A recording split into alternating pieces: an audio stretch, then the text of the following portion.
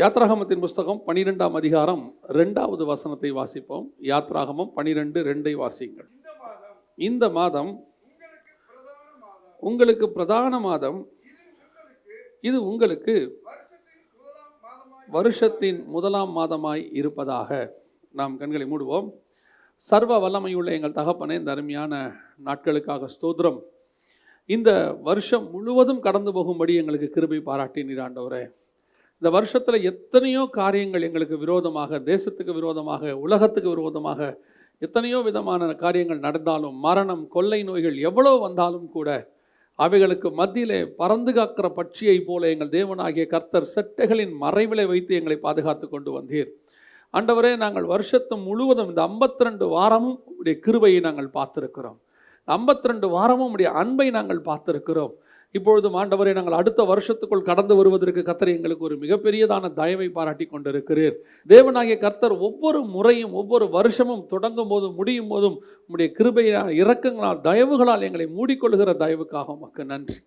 இப்பொழுதும் ஆண்டவரே, இந்த செய்தியை கர்த்தர் பொறுப்பெடுத்துக் கொள்வீராக, ஆசீர்வதிப்பீராக.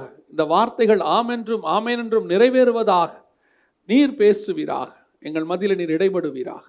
எங்கள் ஆண்டவர் இயேசுவின் நாமத்தில் பிதாவே, ஆமென். அல்லேலூயா. 12ஆம் அதிகாரம் யாத்ராகமத்தின் புஸ்தகம் 2வது வசனம். இது உங்களுக்கு வருஷத்தின் முதலாம் மாதமாய் இருப்பதாக. எந்த மாதத்தை சொல்கிறாரு அப்படின்னு கேட்டால், ஜனவரி மாதத்தை சொல்லலை. திரும்பியும் சொல்கிறேன், அவர் எதை சொல்லலை? ஜனவரி மாதத்தை சொல்லலை. இஸ்ரவேலர்களுக்குள்ளே 2 வகையான கேலண்டர் உண்டு. இப்போ நமக்குமே பார்த்தீங்கன்னா 2 வகையான கேலண்டர் இருக்குது. 2 இல்லை, நிறைய வகை இருக்குது நமக்கெல்லாம். இப்போ தமிழ் கேலண்டர் அப்படின்னு ஒன்று சொல்லுவோம், ஆங்கில கேலண்டர்னு ஒன்று சொல்லுவோம். அது இல்லாமல் நமக்கு வந்துட்டு ஒவ்வொரு மொழிக்காரங்களுக்கு ஒரு கேலண்டர் இருக்குது, ஒவ்வொரு மதக்காரங்களுக்கு ஒரு கேலண்டர் இருக்குது. ஏறக்குறைய 175 கேலண்டருக்கு மேலே இருக்குது. எல்லாரும் ஃபாலோ பண்ணிக்கிட்டு இருக்கிறோம். ஆனால் இந்த இடத்துல ஆண்டவர் ஒரு காரியத்தை சொல்லுகிறார். வருஷத்தை மாற்றி அமைக்கிறார். கர்த்தர் என்ன செய்கிறாரு? ஆதாம் முதல் கொண்டு இஸ்ரவேலர்கள் எகிப்திலிருந்து விடுதலையாகிற அந்த நாள் வரைக்கும் ஒரு கேலண்டர் ஃபாலோ பண்ணப்படுகிறது. இஸ்ரவேலர்கள் ஃபாலோ பண்ணுற கேலண்டர். அது மட்டும் இல்லாமல் எகிப்தியர்கள் ஒரு கேலண்டர் என்ன செய்கிறாங்க? ஃபாலோ பண்ணுறாங்க. அந்த கேலண்டரில் தான் 430 வருஷம் யார் வாழ்கிறது? இஸ்ரவேலர்கள் வாழ்ந்துட்டாங்க. சரி, அதுக்கு முன்னாடி எப்படி இருந்தாங்க அப்படின்னு கேட்டிங்கன்னு சொன்னால், ஆபிரகாம், ஈசாக்கு, யாக்கோபு அவங்க காலகட்டம் வரைக்கும் அவங்க கானான் தேசத்துக்குள்ளே இருக்கிறாங்க. கானான் தேசத்து கேலண்டரை அவங்க ஃபாலோ பண்ணியிருப்பாங்க. சரி, அதுக்கு முன்னாடி என்னவா இருக்கும் அப்படின்னு கேட்டிங்கன்னா, ஆபிரகாம் மெசொப்பொத்தாமியா தேசத்துலேருந்து வர்றாரு. அப்போது பாபிலோனிய கேலண்டர் அவங்க என்ன செஞ்சுருப்பாங்க? ஃபாலோ பண்ணியிருப்பாங்க. இப்படி ஒவ்வொரு கேலண்டர் ஃபாலோ பண்ணாலும் தேவனுக்கு ஒரு கேலண்டர் இருக்குது. ஆதாமை அவர் படைத்ததுக்கு என்று ஒரு கேலண்டர் இருக்குது. நம்ம அந்த கேலண்டர் தான் பைபிள் ஃபாலோ பண்ணுது. அப்படி ஃபாலோ பண்ணிக்கிட்டே வரும்போது, இப்போ நோவா காலத்துலேருந்து நியூவாக ஆரம்பிக்குது. நோவா காலத்தில் என்ன செய்கிறாரு? நோவாவுக்கு 600ஆம் வயதாகும் வருஷம் அப்படின்னு சொல்லிட்டு ஜலப்பிரளயத்துக்கு பிறகு அப்படின்னு ஆரம்பிக்கிறார். இப்போ இஸ்ரவேல்கிட்ட ஒரு காரியம் சொல்கிறாரு. நீங்கள் 430 வருஷம் எகிப்தில் என்னவா இருந்தீங்க? அடிமைத்தனத்துக்குள்ளே இருந்தீங்க. இன்றைக்கி உங்களை நான் விடுதலையாக்க போகிறேன். இந்த நாள் உங்களுக்கு வருஷத்தின் முதலாம் மாதமாக இருப்பதாக. அப்படின்னா என்ன அர்த்தம்? இந்த நியூ கேலண்டர் ஒன்று கர்த்தர் என்ன செய்கிறாரு? ஆரம்பிக்கிறார். அந்த நியூ கேலண்டரை இஸ்ரவேலர்களுக்கு ஆரம்பிக்கிறார். இதே மாதிரி தான் உங்களுக்கும் எனக்கும் ஒரு கேலண்டரை கர்த்தர் ஆரம்பித்தார். நம்ம எல்லாருக்குமே ஒரு கேலண்டர் ஆரம்பித்தார். எந்த கேலண்டர் அப்படின்னு கேட்டிங்கன்னா, ஜனவரி 1 என்பது நாம் அஃபிஷியலாக யூஸ் பண்ணக்கூடியதான கேலண்டர். இதுக்கு பேர் கிரிகோரியன் கேலண்டர் அப்படின்னு பேர். இது 10ஆம் நூற்றாண்டில் ஒரு குருமாரால் உருவாக்கப்பட்டது. அதுக்கு முன்னாடி நம்ம யூஸ் பண்ணிகிட்டு இருந்தது ஜூலியன் கேலண்டர். இந்த மாதிரி நிறையா இருக்குது. நிறைய கேலண்டர் நம்ம யூஸ் பண்ணிகிட்டு இருந்தோம். இப்போது கர்த்தர் நமக்கு ஒரு கேலண்டர் கொடுத்துருக்கிறார். எந்த கேலண்டர்? என்று ஆட்டுக்குட்டியின் இரத்தத்துக்குள்ளே நீங்களும் நானும் புதிதாக பிறந்தோமோ அன்றிலிருந்து தான் நம்முடைய புது கேலண்டர் ஃபார்ம் ஆகுது. நாம் கிறிஸ்துவுக்குள்ளே பிறந்த அப்போ தான் நம்முடைய புது கேலண்டர் என்ன ஆகுது? ஃபார்ம் ஆகுது. மோகன்சியான அவங்களுடைய பத்திரிகையில் எடிட்டோரியலில் அவங்களுடைய பர்த்டேவை பற்றி போடுவாங்க. அவங்களுக்கு எப்போ பர்த்டேன்னு கேட்டால் அவங்க சொல்லுவாங்க, உலக பிரகாரமான பர்த்டேவை நான் கொண்டாடுறதே இல்லை, நான் எப்போ கிறிஸ்துவுக்குள்ளே பிறந்தேனோ அதுதான் எனக்கு உண்மையான பர்த்டே. அவங்க இன்னை வரைக்கும் அதை தான் மெயின்டைன் பண்ணிக்கிட்டே வருவாங்க. எதுக்கு சொல்ல வரேன் அப்படின்னா, நாம் கிறிஸ்துவுக்குள்ளே பிறக்கக்கூடிய அந்த பிறந்த கிறிஸ்துவுக்குள்ளே புது சிருஷ்டியாக இருக்கிறோம் அப்படின்னு சொல்கிறோம் இல்லையா? எப்போ ஆட்டுக்குட்டியின் இரத்தத்தாலே நாம் கழுவப்பட்டோமோ, எப்போ ஆட்டுக்குட்டியின் இரத்தத்தால் நம்ம மீட்கப்பட்டோமோ அந்த நாள் நம்ம யூஸ்வலாக சொல்லணும்னா நான் ரட்சிக்கப்பட்ட நாள் நம்ம சொல்லுவோம், ஆண்டவர் ஏற்றுக்கொண்ட நாள். அந்த நாள் தான் நம்முடைய கேலண்டராக இருக்கிறது அப்படின்னு நான் சொல்லலை, பைபிள் சொல்லுது. இந்த இந்த மாதம் உங்களுக்கு வருஷத்தின் முதலாம் மாதமாக இருக்கிறது. அதுதான் நம்முடைய ஸ்பிரிச்சுவல் கேலண்டர்னு வச்சுக்கோங்க. ஆனால் உலக கேலண்டரை ஃபாலோ பண்ணணும், வேறு வழியில். நமக்கு சர்டிஃபிகேட்டில் ஃபுல்லாக அதான் இருக்குது, உடனே உலக கேலண்டர் இல்லை அப்படின்னு நினச்சிக்காதீங்க. அது உலக பிரகாரமாக நம்ம ஃபாலோ பண்ண வேண்டிய கேலண்டர். ஆனால் ஸ்பிரிச்சுவலி சொன்னால், எப்போ ஆட்டுக்குட்டியின் ரத்தத்தாலே நான் கழுவப்பட்டேனோ, ஒருவேளை நீங்கள் ஆண்டவரை ஏற்றுக்கொண்டு 10 வருஷம் ஆச்சுன்னா இப்போ தான் உங்களுக்கு 10 வயசு ஸ்பிரிச்சுவலி அப்படின்னு நினச்சிக்கலாம். ஆனால் நம்ம இன்றைக்கி என்ன பார்க்க போகிறோன்னா, இந்த மாதம் வருஷத்தின் முதலாம் மாதமாக இருப்பதாகன்னு சொல்லி கர்த்தர் ஒரு கேலண்டரை ஸ்டார்ட் பண்ணுறார். இந்த நாள் அவங்களுக்கு தொடங்குது பார்த்தீங்களா, இஸ்ரவேலர்களுக்கு அந்த வருஷம் ஃபஸ்ட்டு நியூ இயர் பிறக்குது. அந்த நியூ இயர் பிறக்கிற அன்னைக்கு இஸ்ரவேலர்களுக்கு அது மிகுந்த சந்தோஷத்தை உண்டாக்குற நாள், மிகப்பெரிய சந்தோஷத்தை கொடுக்கறதான ஒரு நாள். ஏன்னா அவங்க 430 வருஷம் கழிச்சு என்ன ஆக போகிறாங்க, அவங்க விடுதலையாக போகிறாங்க. அவங்க அடிமைத்தனம் முடிவுக்கு வருகிறது. ஆனால் அதே நாள் எகிப்தியருக்கு மகா சங்காரமான நாள். 430 வருஷம் அவங்களுடைய ஆளுகை முடிவுக்கு வருகிறது. இதுதான் அந்த மாதம் பிறக்கிறதுல உள்ளதான ஒரு விஷயம். இப்போ நம்ம ஜனவரி 1 வருஷம் பிறக்குதுன்னு சொல்கிறோம். நம்ம சொல்கிறோம், நான் இந்த ஜனவரி 1 வருஷ கணக்கெல்லாம் பெருசாக என்றதில்லை. வருஷ வாக்குத்தத்தம், மாத வாக்குத்தத்தம் எதையும் நான் அவ்வளோ இதுவாக எடுத்து, என்னை பொறுத்த வரைக்கும் 365 நாளும் எனக்கு வருஷ பிறப்பு தான். 365 நாளும் எனக்கு வாக்குத்தத்தம் இருக்குது. எல்லா நாளும் கர்த்தர் என்னோடு கூட பேசிக்கொள்வார். நம்முடைய ஒவ்வொரு நிமிஷத்திலும் கர்த்தர் நம்மளோட கூட இடைப்பட்டு கொண்டே இருப்பார். ஜனவரி மாதம் 1ஆம் தேதி தான் தீர்க்க தரிசனங்கிறத நான் என்ன செய்ய மாட்டேன், ஒத்துக்க மாட்டேன். எப்பப்பெல்லாம் எனக்கு தேவையோ அப்பப்பெல்லாம் எனக்கு தீர்க்க தரிசனத்தை கர்த்தர் கட்டளையிடுவார். அல்லேலூயா. அந்த ஜனவரி 1ஆம் தேதி அப்படியே விக்கிரகம் மாதிரி மாற்றிடக்கூடாது. 11:55 12 மணி வரைக்கும் ஒரு கவுண்ட் டவுன் ஒன்று விடுவாங்க. அந்த 5 நிமிஷம் பார்த்தீங்கன்னு சொன்னால் அப்படியே ராக்கெட் கிளம்புற மாதிரி தான் இருக்கும். இன்னும் 4 நிமிடங்கள் இருக்கிறது, எல்லாம் கர்த்தரை துதியுங்கள் அந்நிய பாஷையில் அப்படின்னு எல்லாம் உற்சாகமாக இருப்பான். 4, 3, 2ன்னு சொல்லிகிட்டே வருவாங்க. பார்த்தா இன்னும் 2 நிமிடங்கள் இருக்குதுன்னும் போதே பக்கத்தில் எல்லாம் பட்டாசு வெடிக்க ஆரம்பிச்சிருவான். அவன் டைமில் ஆயிடுச்சு. பக்கத்து வீட்டுக்காரனுக்கு என்ன ஆகி போச்சு, 12 o'clock நடந்துருச்சு, அவன் பட்டாசு வெடிக்க ஆரம்பிச்சிட்டான். இப்போ நாங்கள் சோத்திரம் பண்ணிட்டு, ஐயோ அவனுக்கு பிறந்துருச்சு போல தெரியுது, நமக்கு 2 நிமிஷம் லேட்டாக போய்கிட்டு இருக்குது, சோத்திராண்டவரே எப்போ தான் வரும். இப்போ நாங்கள் இப்படி கவுண்ட் டவுன் விட்டது. அது ஒரு காலம், அது நம்ம அறியாதவர்களை போல இருந்த ஒரு காலம். அந்த 12 மணிக்கு தான் அப்படி நுழையும் போது ஆவியில் நுழைஞ்சிட்டா அந்த வருஷம் ஃபுல்லாக எப்படி இருக்குமா, பயங்கர ஸ்பிரிச்சுவலாக இருக்கும் அப்படின்னு. அந்த வருஷமும் வீழ்ச்சி இருந்துச்சு, அந்த வருஷமும் பிரச்சனை இருந்துச்சு, அந்த வருஷமும் போராட்டம் இருந்துச்சு. இது நம்ம அப்படி பழக்கப்பட்டுட்டோம். மற்றபடி 1ஆம் தேதி 2ஆம் தேதிங்கிற கான்செப்ட் எல்லாம் கிடையாது. எல்லா நாளும் கர்த்தருக்கு நல்ல நாள் தான், எல்லா நாளும் ஆசீர்வாதமான நாள் தான்.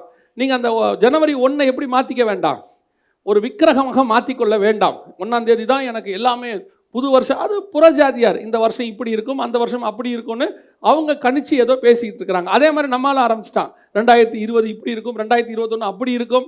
என்னை பொறுத்த வரைக்கும் இந்த வருஷம் என்பது எதை குறிக்கிறது, கிறிஸ்து எப்பொழுது நம்மை மீட்கிறாரோ அது நமக்கு புது வருஷம். எப்பொழுது நாம் கிறிஸ்துவின் கரத்திலிருந்து ஒரு பாதுகாப்பை பெற்றுக்கொள்கிறோமோ அது புது வருஷம்.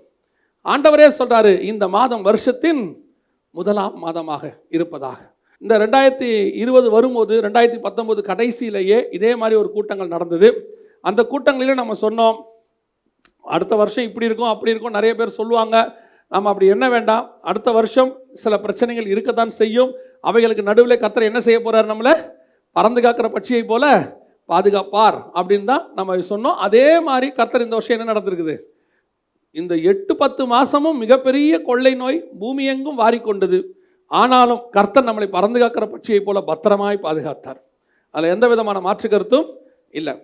எனக்கு இப்போது இந்த படிக்கும் போது எனக்கு சொன்ன ஆண்டவர் சில சொன்ன காரியங்கள், அதை தான் நான் உங்களோட இப்போ ஷேர் பண்ண போகிறேன், வேறு ஒன்றும் இல்லை.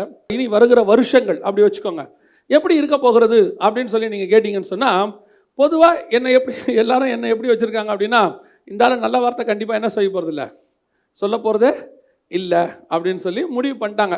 நம்மளை ஒரு பூச்சாண்டி மாதிரி ஆக்கி வச்சுருக்கிறாங்க. ஆக்சுவலாக எனக்கு ரொம்ப வருத்தமும் கூட. ஃபேக்டை சொன்னால் இப்படி தான் ஜனங்க எப்படி செய்கிறாங்க, உண்மையை சொன்னால் இப்படி எடுத்துக்கிறாங்க. நாம் அப்படி பேசணும்னு நினைக்கிறது இல்லை, ஆனாலும் அழைப்பு அப்படி இருக்கிறது. அல்லேலூயா. எரேமியாவின் அழைப்பு ஒன்று, ஏசாயாவின் அழைப்பு ஒன்று. ஏசாயா அழைப்பு எரேமியாவுக்கு கிடையாது. எரேமியா நினைக்கக்கூடாது, ஏசாயா மாதிரி நானும் நல்ல ராஜாக்களுக்கு சந்தோஷமாக இருக்கலாம்னா முடியாது. அதுக்கு முடியாது. எரேமியா அடி வாங்கத்தான் செய்யணும். அது வேறு வழி இல்லை. அது எரேமியாவுக்கு நியமிக்கப்பட்டது. சரி, நான் எதுக்கு இப்போ சொல்ல வரேன்னா, இந்த வருஷத்தினுடைய மிக முக்கியமான ஆண்டவர் சில காரியங்களை இந்த யாத்ராகமத்தின் புஸ்தகம் 12ஆம் அதிகாரத்தை வாசிக்கும் போது சில காரியங்களை கர்த்தர் பேசினார். அதில் ஒன்று எனக்கு சொல்லப்பட்டவைகள் என்ன அப்படின்னா, முதலாவதாக வாசிங்கள் 12ஆம் அதிகாரம். நல்ல கவனிங்க. ஆண்டவர் சொல்கிறாரு 13வது வசனத்தில், தேசத்தில் மிகப்பெரியதான வாதை ஒன்று உண்டாகும். அந்த வாதை உண்டாகும் போது அந்த வாதை இரத்தம் இருக்கிறதான அந்த வீட்டை அழிக்காதபடி, அந்த வீட்டுக்குள் இருக்கிறவர்களை அழிக்காதபடி அது என்ன செய்யுமா, அந்த இரத்தம் பூசப்படாத வீடுகள் உள்ள அந்த எகிப்தியரை மாத்திரம், எகிப்து தேசத்தை அழிக்கும் போது அழிக்கும் வாதை உங்களுக்குள் வராதிருக்கும். ஒரே நாள் ஒருத்தருக்கு ஆசீர்வாதமாயும் ஒருத்தருக்கு சாபமாயும் மாறுகிற நாள். இந்த 2020 நீங்கள் எடுத்துக்கிட்டிங்கன்னா, மார்ச் 22 என்பது நம்ம எல்லாரை பொறுத்த வரைக்கும் அது எல்லாருக்கும் லாக்டவுன். அப்படி தானே இருந்துச்சு. எல்லாருக்குமே லாக்டவுன், எல்லாருக்குமே விலைவாசி ஏறிடுச்சு, எல்லாருக்குமே வியாதி வந்தது, பலகீனம் வந்தது. இது உண்மை, அதில் எந்த மாற்று கருத்தும் இல்லை. ஆனால் இந்த லாக்டவுனுக்கு நடுவில் 1-2 சாட்சியை நான் கேட்டேன். என்னையும் சேர்த்தே சொல்லுவேன், சாட்சிகளை நான் கேட்டேன்.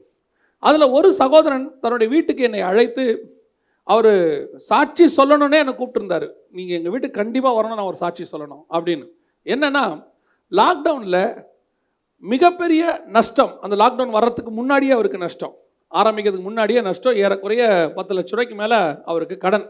சரியாக எனக்கு அந்த நம்பர் சொன்னார், மறந்துட்டேன். 8 லட்சமா 11 லட்சமான்னு சொன்னார், மறந்துட்டேன். ஏறக்குறைய ஆவரேஜாக 10 லட்ச ரூபா அந்த கடன், மிகப்பெரிய கடன். அது என்ன செய்யணும்னு தெரியாது. அவர் ஒரு சாதாரண ஆட்டோ ஓட்டக்கூடியவர், அந்த ஆட்டோ மாதிரி ஒரு வண்டி ஓட்டக்கூடியவர். என்ன பண்ணுறதுனே தெரியல அந்த சூழ்நிலையில் அவருக்கு ஒரு இடத்துல இதுக்கு மேலே ஒன்றும் முடியாது அப்படிங்கிற ஒரு முடிவு இருக்கும்போது, அவருக்கு செய்தியை யாரோ அனுப்பி விட்டுருக்குறாங்க. நம்மளுடைய செய்திகளை பார்த்துருக்கிறாரு, ஆண்டவர் பேசியிருக்கிறாரு, அதை விசுவாசிச்சிருக்கிறாரு. அந்த லாக்டவுன் பீரியட் 8 மாதத்தில் மாத்திரம் அந்த 10-11 லட்சம் ரூபாய் கடனையும் கர்த்தர் அடைப்பதற்கு அவருக்கு வழிவகை செய்தார். எல்லாருக்கும் லாக்டவுன், அவருக்கு மட்டும் திறந்த வாசல். முழு கடனையும் அடைப்பதற்கு கர்த்தர் அவருக்கு கிருபை தந்து கடனை அடைத்து அதற்கு மேல் அவர் ஆசீர்வாதமாய் மாறி இருக்கிறார். அவர் சொல்கிறாரு, சம்மந்தமே இல்லாமல் ஊருக்குள்ளே, அவங்க ஊரில் கிராமத்தில் ஒரு கோழி பண்ணை வச்சார். அந்த சாட்சியெல்லாம் கேட்கும்போது எனக்கு பிரமிப்பாக இருந்துச்சு. அதெல்லாம் இப்படி நடக்குமா அப்படின்னு. கோழி பண்ணை வச்சுட்டாரு. கோழியெல்லாம் போட்டாச்சு. வந்த உடனே லாக்டவுன் ஆகிப்போச்சு. லாக்டவுன் வந்த உடனே எல்லாமே க்ளோஸ்ட், எது மேலேயும் இல்லை. இப்போ இவருக்கு பல ஆயிரம் ரூபாய்க்கு அந்த கோழியை போட்டார். எல்லா பக்கமும் க்ளோஸ் ஆயிடுச்சு. இவர் என்ன பண்ணுறது தெரியல. இவர் ஊரில் உட்காந்துருக்கிறாரு. திடீர்னு பார்த்தீங்கன்னு சொன்னால் எல்லா பக்கமும் கோழி தீர்ந்துருச்சு, இவரதில் மட்டும்தான் கோழி இருக்குது. நேராக வந்தாங்களாம், என்ன விலை கொடுத்தாலும் பரவாயில்ல கோழி கொடு என்று சொல்லி 20 ரூபா 30 ரூபா இருக்க கோழியெல்லாம் 50 ரூபா 60 ரூபா 70 ரூபா கொடுத்து வாங்கிட்டு போனாங்களாம். மொத்த கோழியும் விற்று நார்மலாக வரக்கூடிய ஒரு டெய்லி வரக்கூடிய லாபத்தை விட 100 மடங்கு அவருக்கு லாபம் இன்க்ரீஸ் ஆயிடுச்சு. இப்படியாகி கர்த்தர் என்ன செஞ்சிருக்கிறாரு, அந்த லாக்டவுன் பீரியடில் மட்டுமே அவருடைய முழு கடனையும் அடைப்பதற்கு வழிவகை செய்திருக்கிறார். எதுக்கு உங்களுக்கு நான் சொல்கிறேன் அப்படின்னா, உலகமே அடைக்கப்பட்டு எனக்கு திறக்காது, க்ளோஸ் ஆயிடுச்சு, முடிஞ்சிருச்சு, இதெல்லாம் சும்மா செய்திக்கு கேட்க நல்லா இருக்குங்க, வாழ்க்கையில் நடக்க அபியாசப்படுத்த சான்ஸே இல்லை அப்படின்னு நீங்கள் சொன்னீங்கன்னா, கர்த்தர் சொல்கிறாரு, தேசம் முழுவதும் வாதை வரும், அது உன் வீட்டுக்குள் மட்டும் வராதபடி உன்னை பத்திரமாய் பாதுகாக்கும் என்று கர்த்தர் நமக்கு வாக்குத்தத்தம் பண்ணுறார். இதுதான் கர்த்தர் நமக்கு கொடுக்குற ஆசீர்வாதம். எல்லாருக்கும் வரும்போது உனக்கு ஆசீர்வாதம் வந்தால் அது 10-11. யாருக்குமே ஆசீர்வாதம் இல்லாத போது கர்த்தர் உன்னை ஆசீர்வதித்தால் அதுதான் அற்புதம். உலகம் முழுக்க ஒரு அழிவில் இருக்கு, தேசம் முழுக்க ஒரு அழிவில் இருக்கு. ஆனாலும் கர்த்தர் சொல்லுகிறார், அந்த வாதை, அழிக்கும் வாதை உங்களுக்குள்ளே வராது இருக்கும். இப்போ இனி அடுத்து என்ன நடக்கும் அப்படின்னு கேட்டிங்கன்னா, 2021 ஒரு மிகப்பெரியதான ஆசீர்வாதத்தினுடைய மிகப்பெரியதான ஒரு பலுகி பெறுகிற வருஷமா அப்படின்னா கிடையாது. மிகப்பெரிய பொருளாதாரத்தினுடைய வீழ்ச்சி ஆரம்பிக்கிற வருஷம். எக்கனாமிக்கல் கிரைசஸ் அதிகமாக போகும். இப்போ என்ன செய்ய போகிறாங்க, இன்னும் இந்த கொள்ளை நோய்கள் எல்லாம் முடிவுக்கு வர்றதுக்கு ஏப்ரல் மே ஆகிடும். எல்லாருக்கும் வேக்சின் போட்டு முடிக்கிறதுக்கு மே ஜூன் கிட்ட ஆகிடும்னு வச்சுக்கோங்களேன். அதுக்கப்புறம் தான் உங்களுக்கு இன்டர்நேஷ்னல் ஃப்ளைட் எல்லாமே மார்ச் ஏப்ரலுக்கு பிறகு தான் அவங்க நார்மலாக ஸ்டார்ட் பண்ண தொடங்குவாங்க. ஏன்னா இந்த ஒரு 2 மாதம் எல்லாத்துக்கும் போட்டு எல்லாரும் அதுக்கு ஒரு வேலை நடக்கும். அதுக்குள்ளே வேற ஒரு கொள்ளை நோய் வராமல் இருக்கணும், அது ரொம்ப முக்கியம். அதுக்குள்ளே இதோடைய ஹைப்ரிட் வெர்ஷனோ வேற கொள்ளை நோயை வந்தால் இன்னும் பிரச்சனை.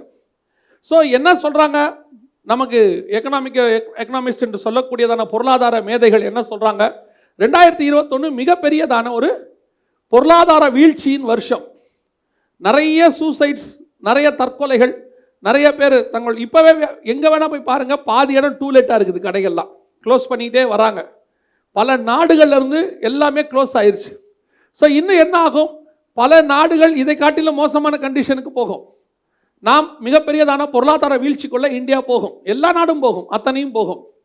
ஆனால் தேவன் நமக்கு கொடுக்குற வாக்குத்தத்தம் என்ன அப்படின்னு கேட்டிங்கன்னு சொன்னால், இப்போ எப்படி இந்த கொள்ளை நோய் உங்களுக்குள்ளே வராதபடி, நமக்குள்ளே வராதபடி கர்த்தர் வேலியடைத்து பாதுகாத்தாரோ, அதை காட்டிலும் மேலானதாக கர்த்தருடைய பாதுகாப்பு நமக்கு இருக்கும். அந்த பொருளாதாரத்தினுடைய வீழ்ச்சி நம்மை தொடாதபடி கர்த்தர் முழுவதுமாக பாதுகாத்துக் கொள்வார்.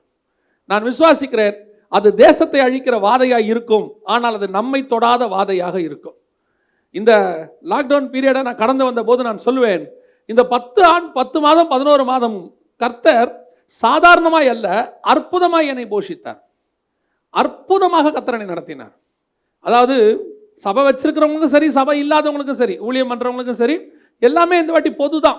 ஊழியம் சபை வச்சிருக்கிறவங்களுக்கும் விசுவாசிகள் வராததுனால, விசுவாசிகளுக்கும் பொருளாதார வீழ்ச்சியினால நிறைய சபைகளில் விசுவாசிகளால் காணிக்க கொடுக்க முடியல, அவர்களுக்கே முடியலன்னும் போது என்ன மாதிரி தனிப்பட்ட முறையில் ஊழியம் செய்கிறவர்களுக்கு மிகவும் அது எப்படின்னு சொல்ல முடியாது. ஆனால் இந்த 11 மாதமும் எலியாவுக்கு காலையிலையும் சாயங்காலமும் காக்கா வந்த மாதிரி எங்கேருந்து யார் எப்படி அனுப்புனாங்கன்னே தெரியாது. கர்த்தர் அவர்களை ஏவினார். யாருடைய இருதயங்களை கர்த்தர் ஏவினாரோ அவர்கள் எல்லாருமே தங்களால் இயன்றதை அவங்க சொல்லவே முடியாது. பெரிய அமௌண்ட்லேருந்து சின்ன அமௌண்ட் வரைக்கும் ₹1 வரைக்கும் வந்திருக்கு. நீங்கள் நம்மளாலும் சரி, நாங்கள் செக் பண்ணி பார்க்குறோம், உங்களுக்கு அக்கௌண்ட்டில் வருதான்னு ₹1 அனுப்பினவங்களும் இருக்கிறாங்க, ₹100 அனுப்பினவங்களும் இருக்காங்க, ₹500 அனுப்பினவங்களும் இருக்கிறாங்க, லட்சக்கணக்கில் அனுப்பினவங்களும் இருக்கிறாங்க. நான் சொல்லுவேன், எப்பேற்பட்ட அடைக்க வாசலுக்கு மத்தியிலையும் வாதைகளுக்கு நடுவிலையும் நம் தேவனாகிய கர்த்தர் அந்த அழிவு உன்னையும் என்னையும் தொடாதபடி பாதுகாக்க வல்லமையுள்ளவராக இருக்கிறார். ஒருவேளை இங்கே இருக்கிறவங்க நீங்கள் என்ன நினைப்பீங்க அப்படின்னா, நாங்கள் எவ்வளோ பிரச்சனைக்கு நடுவில் கடந்து வந்திருக்கிறோம், நாங்களே எவ்வளோ கடனில் உட்காந்துருக்குறோம், நாங்கள் இந்த வருஷம் நாங்கள் பட்ட பாடு எனக்கு தான் தெரியும், நீங்கள் அப்படி நினைக்கிறீங்க. நான் என்ன நினைக்கிறேன்னா, இதே பாடுகளில் செத்து போன ஒரு குரூப் எவ்வளவோ இருக்குது, இதே பாடுகளில் சூசைட் பண்ணவங்க எத்தனையோ பேர் இருக்கிறாங்க, இதே பாடுகளில் ஊரை விட்டு ஓடி கிராமத்து பக்கம் போனவங்க எத்தனையோ பேர் இருக்கிறாங்க. ஆனால் அவைகளுக்கு நடுவில் தேவனாகிய கர்த்தர் நம்மை ஜீவனோடும் பலத்தோடும் சுகத்தோடும் கொண்டு தேவனுடைய ஆலயத்தில் இந்த வருஷத்தின் கடைசியில் உட்கார வச்சிருக்கிறாரு. இது எவ்வளோ பெரிய ஆசீர்வாதம்! இதுவே மிகப்பெரிய ஆசீர்வாதம் தானே. இல்லைன்னா நம்ம ஜீவனோடு இருப்போமா? ஒரு சிலர் ஏழைகளுக்கு உதவி செய்யும்படி அவங்க அனுப்பி விட்டாங்க. அதை கொண்டுட்டு நம்ம யார் யாரெல்லாம் ஒரு லிஸ்ட் எடுத்து போதகர் மூலமாக இதை நம்ம செய்தோம். அப்போ ஒருத்தர் வீட்டுக்கு ஒரு நாள் காலையில் கொண்டு போய் ஆகாரத்தை, அந்த ஒரு அரிசி எல்லாம் கொண்டு கதவை தட்டி கொடுக்கும்போது அந்த வீட்டில் இருந்த சகோதரி கட்டி பிடிச்சிட்டு அழுதாங்களாம். அந்த கொண்டு போன சகோதரியை பார்த்து சொன்னாங்களாம், நேற்று நைட்டு தான் நான் சொல்லிட்டு இருந்தோம், நாளை காலைக்கு அரிசி இல்லை, ஒன்றும் இல்லை, நாளைக்கு என்ன செய்யலான்னு சொல்லும்போது, கர்த்தர் பார்த்து கொள்வார், கர்த்தர் தான் நமக்கு கொடுக்கணும், வேறு யாரும் கொடுக்க முடியாது. காலையில் பிள்ளைகளுக்கு சாப்பாடு இல்லைன்னு நாங்கள் உட்காந்துக்கிட்டு இருக்கும்போது காலையில் கர்த்தர் எங்களுக்கு ஒரு மாதத்துக்கு தேவையானதை கொடுத்து அனுப்பி வைத்திருக்கிறார். அல்லேலூயா. தேசம் முழுவதும் வாதை வந்தாலும் அதை அணுகாதபடி கர்த்தர் நம்மை பாதுகாக்க வல்லமையுள்ளவராக இருக்கிறார். வருகிற வருஷம் இதை காட்டிலும் பஞ்சம் கடுமையான வருஷம். எனக்கு எலியாவினுடைய ஓமையை வைத்து கர்த்தர் சொல்லி கொடுத்தார். அதன்படி தான் எனக்கு ஆண்டவர் சொல்லி கொடுத்துக்கிட்டு இருக்கிறாரு. கேரித் ஆற்றங்கரையில் இருந்த வருஷம் தான் நாம் இப்பொழுது இருக்கிற வருஷம், 2020 இருந்த வருஷம். ஆனால் வரப்போகிற வருஷம் வசனம் சொல்லுகிறது, கேரித் ஆற்றங்கரையின் தண்ணீர் வற்றி போயிற்று. கேரித் ஆற்றங்கரையின் தண்ணீர் வற்றி போயிற்று, பஞ்சம் கடினமாக மாறியது. அப்பொழுது எலியாவை பார்த்து கர்த்தர் சொன்ன வார்த்தை என்ன தெரியுமா? நீ புறப்பட்டு ஊருக்குள்ளே போ, அங்கே உனக்கு ஒரு விதவை வீட்டை என்ன செஞ்சிருக்கிற, ஆயத்தம் பண்ணி வச்சிருக்கிற. அந்த விதவை வீடு எப்படி இருக்கும் ஆண்டவரே? டபுள் ஃப்ளோராக, கீழே ஸ்விம்மிங் பூலோட, மேலே 3-4 ரூமோட, அட்டாச்சு பாத்ரூமோட என்னை பார்த்துக்கிறதுக்கு எல்லாம் ரெடி பண்ணியிருக்கீங்களா? அவள் வீட்டில் ஒரு அப்பம் தான் இருக்குது ஆண்டவரே, அவங்க வீட்லேயே ஒன்று தான் இருக்குது. நீங்கள் என்ன அங்கே போக சொல்கிறீங்க? இப்போ நான் அங்கே போனேன்னா அவன் எனக்கு ஒன்றை கொடுப்பானா, இல்லை அவன் சாப்பிட்டு என்ன செய்வாங்க? ஆண்டவர் சொல்கிறார், நீ போ. அந்த ஒரு அப்பம் தான் அடுத்த வரப்போகிற அத்தனை வருஷங்களுக்கும் 3.5 வருஷம் பனியும் மழையும் பெய்யாதிருந்தது. அந்த 3 வருஷத்துக்கும் ஒரு வீட்டை கர்த்தர் ஆயத்தம் பண்ணி வச்சிருந்தார். அதே போல 2021 எவ்வளோ பெரியதான பஞ்சத்தின் வருஷமாக ஆரம்பித்தாலும், அதுக்கப்புறம் பஞ்சங்கள் யுத்தங்கள் எத்தனை வருஷம் வந்தாலும் நல்லா மனசில் வச்சுக்கொள்ளுங்க, 2021 பஞ்சங்களும் கடுமையான கொள்ளை நோய்களும் யுத்தங்களும் நம்மை சந்திக்க வந்தாலும் கூட அவைகளுக்கு அத்தனைக்கும் நடுவில் உங்களுக்கும் எனக்கும் நிச்சயம் ஒரு விதவை வீட்டை கர்த்தர் ரெடி பண்ணி வைத்திருக்கிறார். அது இனி ரெடி பண்ண போறதில்ல, ஏற்கனவே கர்த்தர் ரெடி பண்ணி வைத்திருக்கிறார். உனக்கு அந்த இடத்துல பயங்கரமான இறைச்சி அப்படியே ராஜ உபசாரம் அதெல்லாம் நடக்காது. ஆனால் உங்களுக்கு தேவையான அப்பமும் எண்ணெயும் தொடர்ச்சியாக வந்து கொண்டே இருக்கும். ஒரு குறைவில்லாதபடிக்கு கர்த்தர் நிரப்புவார். அது கர்த்தர் கொடுக்கிறதான மிகப்பெரிய ஆசீர்வாதம். விசுவாசிக்கிறீங்களா? எத்தனை பேர் விசுவாசிக்கிறீங்க? அல்லேலூயா. நான் எப்பவும் சொல்லுவேன், தேவனுடைய ஆசீர்வாதம் என்பது நமக்கு ஒரு சிலர் சொல்லி கொடுத்துருக்கிறபடி அப்படியே BMW அது இதெல்லாம் கிடையாது. அது தேவைன்னா அதையும் கொடுப்பார். இப்போ உங்களுக்கு எது தேவையோ அதை என்ன செய்வார்? ஆண்டவர் அதையும் கொடுப்பார். ஆனால் தேவனுடைய ஆசீர்வாதம் என்பது உங்களையும் என்னையும் அவர் குறிப்பிட்ட காலம் வரைக்கும் ஜீவன் போகாமல் சுகபலத்தோடு கூட பாதுகாப்பாக வச்சிருக்கிறாரு. அதுதான் மிகப்பெரிய ஆசீர்வாதம். எத்தனையோ கோடீஸ்வரர் ஹை பிளட் ப்ரெஷரில் அப்போலோவில் படுத்திருக்கிறாங்க. எத்தனையோ கோடீஸ்வரங்க கண்டெய்னரில் பணம் வச்சிருந்தவங்க என்ன ஆனாங்கன்னே தெரியாமல், எப்படி செத்தாங்கன்னே தெரியாமல் செத்து போனாங்க. எத்தனையோ கோடீஸ்வரங்க தங்கத்தை புதையெல்லாம் வச்சு சேர்த்து வச்சுட்டு எத்தனையோ வருஷத்துக்கு முன்னாடி அனுபவிக்காமல் செத்துட்டாங்க. இப்போ தோண்டி எடுக்கிறாங்க. இதனால என்ன பிரயோஜனம்? அந்த பணத்தால் இருக்குதுன்னு அவங்களுக்கு ஒரு சாட்டிஸ்ஃபேக்ஷன். சிலருக்கெல்லாம் பேங்க்ல அந்த நம்பரை பார்க்கறதுல ஒரு சாட்டிஸ்ஃபேக்ஷன். என்னுடைய அக்கௌண்ட்டில் 2 கோடி ரூபாய் இருக்கிறது, இருக்கட்டும். ஸ்விஸ் பேங்கில் 10,000 கோடி ரூபாய் இருக்கட்டும்.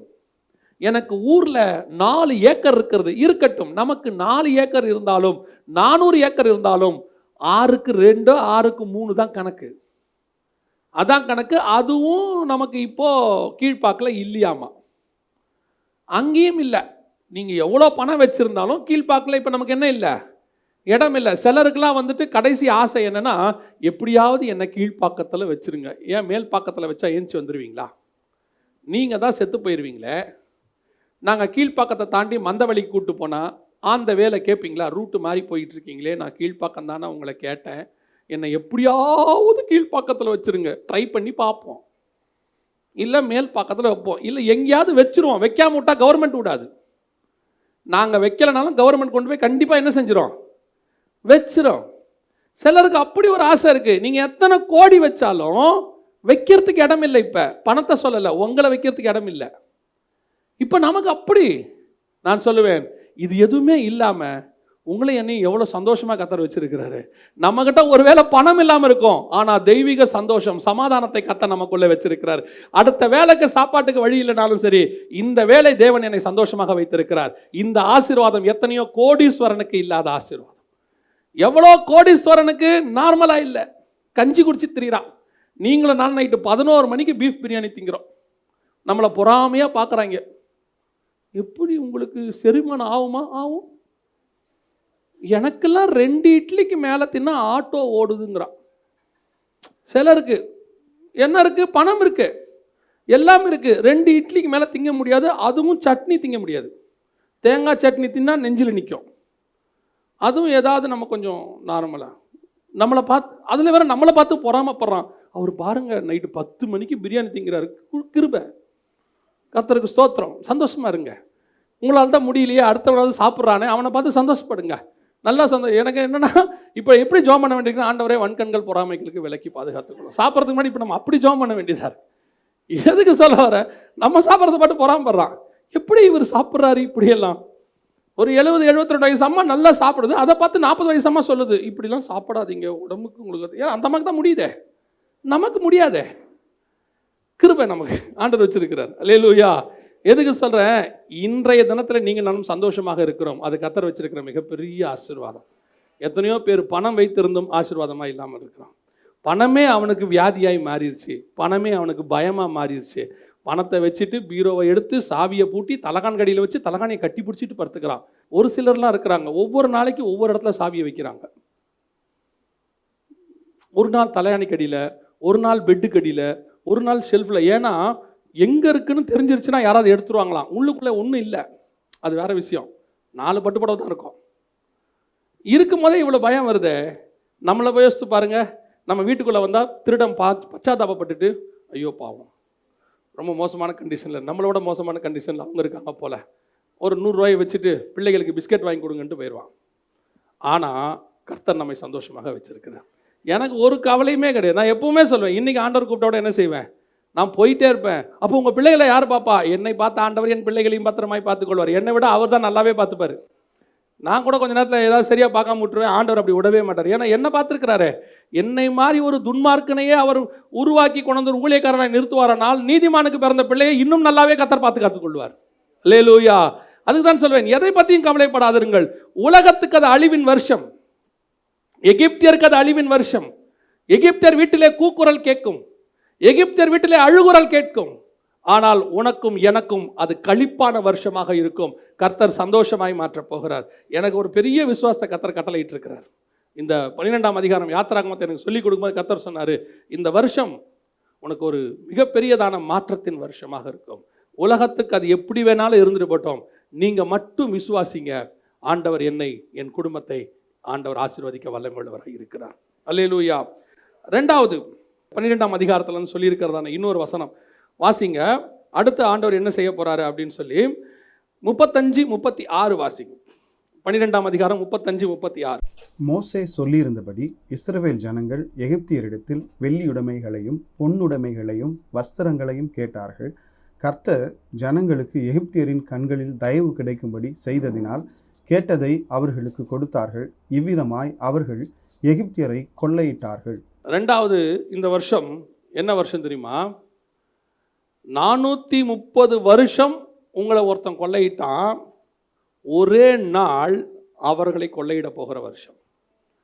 வருஷம் எப்படி இருக்கும் அப்படின்னா, நமக்கு 430 வருஷம் எகிப்தியர்கள் இஸ்ரவேலை கொள்ளையிட்டார்கள். அவங்களுடைய உழைப்பை கொள்ளையிட்டார்கள், அவங்களுடைய ஆசீர்வாதங்களை கொள்ளையிட்டார்கள். போக போக அவர்களை கடினமாய் நடத்தி அவங்கள சரியான கூலி கொடுக்காம அவங்கள ரொம்ப உபத்திரவப்படுத்தினாங்க. ஆனால் ஆண்டவர் சொல்றாரு, இந்த ஒரு நாள் ராத்திரி புது வருஷம் பிறக்க போது, இந்த வருஷம் 430 வருஷம் நீ இழந்தவைகளை மீண்டுமாக மொத்தத்தையும் பெற்றுக்கொள்ளுகிற வருஷம் அந்த வருஷத்தின் 1ஆம் மாதமாக இருக்க போகிற. அல்லேலூயா. எத்தனை வருஷம் உங்களை ஏமாற்றியிருப்பாங்க எல்லாரும். நீங்கள் எத்தனை நாள் ஜெபம் பண்ணியிருப்பீங்க தானே, எங்கள் சொந்தக்காரங்களாம் என்னை ஏமாற்றிட்டாங்க, எங்களை ஏமாற்றி எங்கள் சொத்தை எடுத்துகிட்டு போயிட்டாங்க, அப்புறம் எங்களுடைய சொந்தக்காரங்க எங்களை என்ன செஞ்சிட்டாங்க, விரட்டி விட்டாங்க. இப்படி நிறைய காரியங்கள் ஏமாற்றப்பட்டிருப்பீர்கள். வேலை ஸ்தலத்தில் ஏமாற்றப்பட்டிருப்பீர்கள். உரிய ப்ரமோஷன் உங்களுக்கு கிடைக்காம போயிருக்கும். உங்களுக்கு கொடுக்க வேண்டிய ப்ரமோஷனை தட்டி பறிச்சிருப்பாங்க. பல இடங்களில் நம்ம ஆண்டவரை ஏற்றுக்கொண்டோங்கிற காரணத்தினாலேயே தட்டி வச்சாங்க. நீ ஆண்டவர்கிட்ட போயிட்டியா, உன்னை எப்படி மேலே வரேன் பாருன்னு சொல்லி, ஒருவேளை அது கவர்மெண்ட் வேலையாக இருக்கும், நீங்கள் மேலே வரக்கூடாதபடிக்கு அவர்கள் தட்டி வைத்திருப்பார்கள். காரணம், நம்ம ஆண்டவரை ஏற்றுக்கொண்டது, நம்ம ஆண்டவரை பற்றி பேசுனது, நம்ம ஆண்டவருக்கு உண்மையாக இருந்தது. இது வரைக்கும் ஒரு அடிமைத்தனத்தை போல, இதுவரைக்கும் நம்மளை துக்கப்படுத்தின காரியங்கள், நம்முடைய உழைப்பை உறிஞ்சிக்கிட்டு நம்மகிட்ட இருக்கிறது எல்லாத்தையும் எடுத்துக்கிட்டு நம்மளை பார்க்கறதுக்கு ஒரு ஏமாளியை போல நம்ம நன்மை செய்து தீங்கு அனுபவிச்சிருப்போம். இந்த 430 வருஷம் அவர்கள் நடந்தது. ஒருவேளை அது உங்களுக்கு 1 வருஷமா இருக்கும், 2 வருஷமா இருக்கும், 10 வருஷமா இருக்கும். அக்கா தங்கச்சிகளால், அண்ணன் தம்பிகளால் ஏமாற்றப்பட்டிருப்போம். நம்முடைய அநியாயமாய் நம்முடைய காரியங்களை எடுத்துக்கொண்டு போயிருப்பாங்க. நல்லா உழைச்சிருப்போம், நம்ம காசு கொடுத்துருக்க மாட்டோம், எல்லாம் செஞ்சிருப்போம். கர்த்தர் சொல்றாரு, அவன் கொள்ளையிட போகிற வருஷம், அவனே கொண்டு வந்து மொத்தத்தையும் தரப்போறான், அவனே கொண்டு வந்து எல்லாத்தையும் திருப்பி தரப்போறான். ஏன் தரப்போறான்? அவனுக்கு ஏற்பட போகிற வாதை, நமக்கு ஏற்பட போகிற ஆசீர்வாதம், இந்த டிஃபரன்ஸை அவன் பார்க்க போறான். அவன் பார்த்து மொத்தத்தையும் நம்ம கையில் கலந்து கர்த்தர் கொடுக்க போறார். அல்லேலூயா. நான் விசுவாசிக்கிறேன், தேவ பிள்ளைகள், ஒருவேளை இந்த 2020 நீங்கள் எவ்வளவோ காரியங்களில் நஷ்டப்பட்டிருக்கலாம். நீங்கள் உண்மையாக இருந்ததுனால நஷ்டப்பட்டிருக்கலாம். சில நேரத்தில் அநியாயம் பண்ணுறவன் நல்லா இருந்திருப்பான், உங்கள் கண்ணுக்கு முன்னாடி பில்லு தப்பாக போட்டிருப்பான், அநியாயமாக கலப்படம் பண்ணியிருப்பாங்க.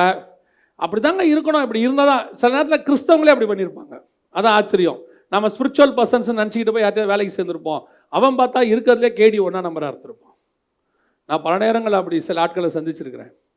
அப்போ நம்ம நினச்சிருப்போம், ஐயோ இப்படி ஆயிடுச்சே, நாம் உண்மையாக இருந்ததுனால இப்படி பாதிக்கப்பட்டோம். அவன் பாருங்க கொஞ்சம் நெளிவு சுழிவோடு போனால், சிலர் சொல்லுவாங்க கொஞ்சம் நெளிவு சுழிவோடு போனால் தாங்க நம்மளும் வாழ்க்கையில் என்ன செய்ய முடியும், முன்னேற முடியும். ஸ்ட்ரைட் ஃபார்வர்டாக இருந்தால் என்ன செய்ய முடியாது, முன்னேற முடியாது. ஒருவேளை நீங்கள் நெளிவு சுழிவோடு இத்தனை வருஷம் உங்கள் வாழ்க்கையை சமாதானமாக சமாதானம் மீன்ஸ் பிரச்சனை இல்லாமல் ஓட்டியிருப்பீங்க. பொருளாதாரத்தில் ஒன்றும் பிரச்சனை இல்லைங்க, கொஞ்சம் அப்படியே அட்ஜஸ்ட் பண்ணி தான் போகணும், ஓட்டியிருப்பீங்க. ஆனால் ரொம்ப கரெக்டாக பர்ஃபெக்டாக வாழ்ந்தவங்களுக்கு நான் சொல்கிறேன், இப்படி தான் இருக்கணும், நான் இப்படி தான் நடக்கணும், நான் இப்படி இருப்பேன், அதனால் எனக்கு பிரச்சனை வரும், பரவாயில்ல இருக்கட்டும், நான் நஷ்டம் அடைவேன் அப்படின்னு நீங்கள் சொல்லியிருந்தீங்கன்னா, ஆண்டவர் சொல்கிற காரியம், நீ இருந்த பர்ஃபெக்ஷனுக்கு, நீ இருந்த உண்மைக்கான கிரயத்தை கொடுக்கிற வருஷம் இந்த வருஷமாக நமக்கு ஆண்டவர் செய்வார். மிகப்பெரிய கிரயத்தை கர்த்தர் கட்டளையிடுவார். 430 வருஷத்தையும் சேர்த்து கொடுப்பார். எனக்கு ஒரு நண்பன் இருக்கிறார், அவருடைய தாயும் தகப்பனையும் பற்றி நான் அறிவேன். அவர்கள் நீதிமான்கள், கர்த்தருக்கு உண்மையாக இருந்தவங்க. நீங்கள் நான் சொல்கிறது சாதாரணமாக இல்லை, ஒரு 10 வருஷத்துக்கு மேலாக அவர்கள் உபத்திரவத்தை அனுபவித்தார்கள். ஆண்டவரை ஏற்றுக்கொண்டபடியினால அவர்களுக்கு விரோதமாக அவர்கள் சொந்தக்காரங்க செயல்பட்டாங்க. அவர்களுக்கு வர வேண்டிய எல்லாம் தடைப்பட்டது, எல்லா பக்கமும் சொத்தெல்லாம் பிடிங்கிட்டாங்க. நீங்கள் நம்ப மாட்டீங்க, அவங்க இருந்த காலகட்டம் ஒரு பாக்கெட் பால் வாங்கிறதுக்கு அவங்க கஷ்டப்பட்ட காலத்தை நான் பார்த்துருக்கிறேன். கஷ்டத்தை அவ்வளோ கஷ்டப்பட்டாங்க. எங்கிட்ட தான் வந்து ஷேர் பண்ணுவான், என்ன பிரச்சனையாக இருந்தாலும் 2 பேரும் தான் பேசுவோம், நாங்கள் 2 பேரும் தான் ரொம்ப க்ளோஸ். அப்படி இருந்த ஒரு காலகட்டம். அவனுடைய சொத்துக்கள் எல்லாம் பிடுங்கப்பட்டு வாங்கினவங்களாம் பயங்கர ஆசீர்வாதமாக இருந்தாங்க. இதை நான் வந்து கேட்டதில்லை, என் கண்ணால் பார்த்தது. இது கேட்டதில்லை, என் கண்ணால் பார்த்தது. என்னுடைய 18 வயசுலேருந்து நான் அவன் கூட இருக்கிறேன். இன்றைக்கி கிட்டத்தட்ட ஒரு 30 வருஷம், 29-28 வருஷம் நான் அவனும் ஃப்ரெண்டு. பார்த்துக்கிட்டே இருக்கிறேன் அவனை நான். அவனுடைய மொத்த சொத்து வாங்கப்பட்டது, ஏமாற்றப்பட்டாங்க. வாங்கினவங்களாம் பெரிய கோடீஸ்வரனாக இருந்தாங்க. இவன் அவங்களுக்கு ஈக்குவலாக கோடீஸ்வரனாக இருக்க வேண்டியவங்க, இவன் தாயும் தகப்பனும் இவனும், இவனுடைய அக்கா தங்கச்சி எல்லாம். ஆனால் நடுத்தெருவில் நிற்கிற நிலைமைக்கு தான் கொண்டு வந்து விட்டாங்க. ஆனாலும் கர்த்தர் கைவிடலை. சாப்பாட்டுக்கு துணிமணிக்கு பிரச்சனை இருக்காது, அப்படியே ஓடிட்டே இருக்கும். அடிக்கடி சொல்லுவான், எல்லாத்தையும் பிடிங்கிட்டாங்கடா, அப்படி நடுத்தர கொண்டு வந்து விட்டுட்டாங்க, ஏதோ கர்த்தர் கிருபையை நடத்திட்டு இருக்கார், இப்படி சொல்லுவான். ஒரு நாள் வந்தது, நான் சொல்லுவேன், அவர்கள் அந்த 10 ஆண்டு காலம் அவர்கள் இழந்ததை அத்தனையும் கர்த்தர் அள்ளி கொள்ளை பொருளாக திருப்பி கொடுக்க ஆரம்பித்தார். எப்படி கொடுக்க ஆரம்பித்தார் தெரியுமா? தேசத்தில் இருக்கிற பணக்காரர்களில் ஒருத்தனாக கர்த்தர் அவனை மாற்றினார். மிகப்பெரியதான ஒரு என்டர்பிரைனர், மிகப்பெரியதான ஒரு கம்பெனி ஓனராக கர்த்தர் மாற்றினார். அதே நேரத்தில் அவன் தாயும் தகப்பனுக்கும் வர வேண்டிய அரியஸ் பணம் தடுத்து நிறுத்தப்பட்டிருந்தது 10 வருஷம். ஒரு கையெழுத்தை ஒரு ஆஃபீஸர் போடாததுனால பென்ஷனும் கிடையாது, எதுவும் கிடையாது, எல்லாம் ஸ்டாப் பண்ணப்பட்டது. ஒரே நாளில் அத்தனை ஆசீர்வாதங்களையும் 10 வருஷம் கழித்து கர்த்தர் கொண்டு வந்து கொடுத்தார். ஒரு பக்கம் இவனுடைய வியாபாரம் பெரிய லெவலில் வர ஆரம்பிச்சிச்சு, இன்னொரு பக்கம் அவங்க அப்பா தாய் தகப்பனுக்கு வர வேண்டிய அரியஸ் பணம் வந்துச்சு, அவங்களுக்கு நிறுத்தி வைக்கப்பட்ட பென்ஷன் மாசம் மாசம் வர ஆரம்பிச்சிச்சு. இப்போ நீங்க பார்த்தீங்கன்னு சொன்னா லட்சாதிபதிகள் வரிசையில் அவனை கர்த்தர் கொண்டு வந்து உட்கார வைத்து விட்டார். அவனை அந்த நிலைமைக்கு ஆளாக்கினவர்கள் இன்னைக்கு கீழான நிலைமையில் தாழ்வாக இருக்கிறார்கள். சொந்த வீட்டில் கூட அவர்கள் யாரும் இல்லை. கர்த்தர் கொள்ளை பொருளாக உனக்கு திருப்பி தருவார். இந்த தேவன் நீதியுள்ள தேவன். அவர் உபத்திரவத்தின் பாதையிலே உன்னை நடத்தினது உண்மைதான். நான் அதான் எப்போ சொல்வேன், உபத்திரவம் என்பது நிரந்தரம் அல்ல, ஆசீர்வாதம் என்பது நிரந்தரம். உபத்திரவம் என்பது டெஸ்ட், எக்ஸாமினேஷன். பிளஸிங் என்பது கர்த்தர் நமக்கு வச்சிருக்கிறதான லைஃப். கர்த்தர் கரத்தில் தீமை என்பது ஒரு நாளும் கிடையாது. சோதித்து பார்ப்பார் நிச்சயம். நாங்கள் சொல்லக்கூடியது ஒண்ணுதான், ஆசீர்வாதம் இல்லை என்று சொல்லவில்லை, சோதனை இல்லாமல் ஆசீர்வாதம் இல்லை. ஒரு சிலர் சொல்றாங்க உனக்கு சோதனையும் கிடையாது, வெறும் ஆசீர்வாதம். அதைத்தான் நாங்கள் ஏற்றுக்கொள்கிறதில்லை. நீ கடந்து வந்த பாதை, கண்ணீரின் பாதை, உபத்திரவப்பட்டது, நடுத்தரில் நிறுத்தினது, உன்னை கொண்டு போயிட்டு யாரும் இல்லாமல் செஞ்சது, அனாதையை போல ஆக்கினது, உனக்கு தெரியாம உன் சொத்தை கையெழுத்து போட்டு வாங்கினது, உன் சொந்தக்காரங்களே உன்னை கொண்டு ஏமாற்றி நிறுத்தினது, நடுத்தருவில் நின்று இனி வாழ வழி இல்லைன்னு தற்கொலைக்கு நேராக போனது. நீ எந்த சூழ்நிலையில் இருந்தாலும் கர்த்தர் சொல்லுகிற வார்த்தை, வருகிற வருஷம் கொள்ளை பொருளாக கர்த்தர் நமக்கு எல்லாவற்றையும் கொடுக்கிற வருஷமாய் மாறும். எப்படி வரும் தெரியாது. ஓவர் நாள் நைட், ஒரே நைட் உங்ககிட்ட பிடுங்கினவனை கொண்டு உன் கையில் கொடுக்க வைக்கிறதுக்கு அவரால் முடியும். அவருக்கு உன்மேல் ஒரு பயத்தை உண்டாக்குனார்னா போதும், ஓடி வந்து உங்க கையிலும் கொடுத்துருவான். கர்த்தர் அப்படி ஒரு பயத்தை மேலே உண்டாக்குவார். உன்னை குறித்த பயம் அவர்களை பிடிக்கும். எனக்கு ரொம்ப ஆச்சரியம் ஒரு விஷயம், அந்த ஜனங்கள் அவர்களை என்ன பண்ணாங்களா, 33வது வசனம் வாசிங்க. நாங்கள் எல்லோரும் சாகுறோமே என்று சொல்லி தீவிரமாய் அந்த ஜனங்களை தேசத்திலிருந்து அனுப்பிவிட மிகவும் துரத்தப்படுத்தினார்கள். இத்தனை வருஷம் நீதாயா என்ன போவேனான்னு சொன்ன? நான் வந்து கேட்டேன் தானே உங்ககிட்ட, நான் போகிறேன் நிம்மதியாக போகிறேன், என்னை விட்டுருன்னு தானே கேட்டேன். ஒன்றும் வேண்டாம், என் மனைவி பிள்ளைகள் ஆடு மாடுகளை மட்டும் விட்டுரு, நாங்கள் போய் எங்கள் தேவனை ஆராதிக்கிறோம், என்னை விட்டுருன்னு கேட்டதுக்கு விடமாட்டேன் நீ தானே சொன்ன. இப்போ உன் வாயால் உன் கையால் கர்த்தர் சொல்கிறாரு, தயவு செஞ்சு என்னை விட்டு போயிடுங்க, உனக்கு என்ன வேணுமோ எடுத்துக்கோங்க, என்னை விட்டு போனால் போதும். உனக்கு விரோதமாய் உயர்த்தின கரங்களை கர்த்தர் உனக்கு முன்பாக கூப்பிட வைப்பதற்கு கர்த்தர் வல்லமை உள்ளவராக இருக்கிறார். அவர்கள் உனக்கு முன்பாக வந்து தலை வணங்கி நிற்பதற்கு அதை ஆண்டவர் நமக்கு கொடுத்திருக்கிறாரு. உன் தலை எங்கே தாழ்ந்ததோ அங்கேயே உன் தலையை உயர்த்துவதற்கு வல்லமை உள்ள தேவனாகவே இருக்கிறார். நம்முடைய ஆண்டவர் சர்வ வல்லமை உள்ள தேவன், தலையை உயர்த்துகிறதான தேவன். யோபு எந்த இடத்துல சகோதரர்களுக்கு முன்பாக தாழ்த்தப்பட்டு நண்பர்கள் அத்தனை பேரும் அவனை கேவலமாய் பேசினானோ, அதே நண்பர்களுக்கு முன்பாக ரெண்டத்தனையாய் கர்த்தர் அவனை ஆசீர்வாதமாக்கி தந்தார். இது அப்படிப்பட்டதான ஒரு காலம்.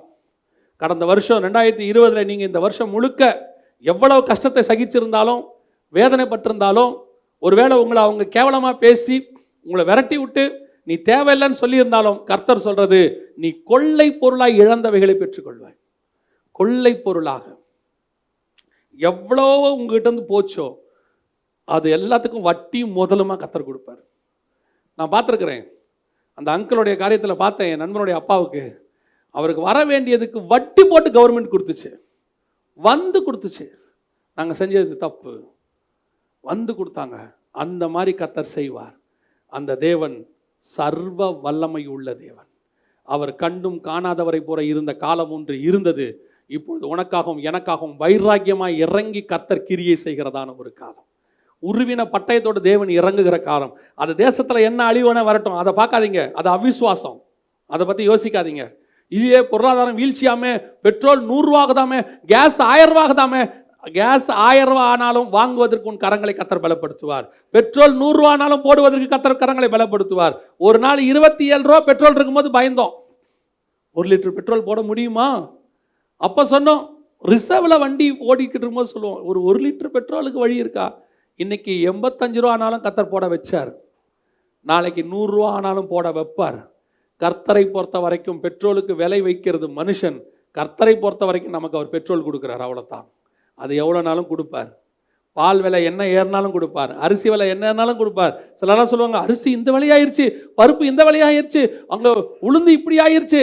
நான் அதை பற்றி யோசிக்கவே மாட்டேன், அதை பற்றி யோசிக்கவே கூடாது. ஏன் யோசிக்கக்கூடாது? யோசிச்சா பிபி வந்துடும்.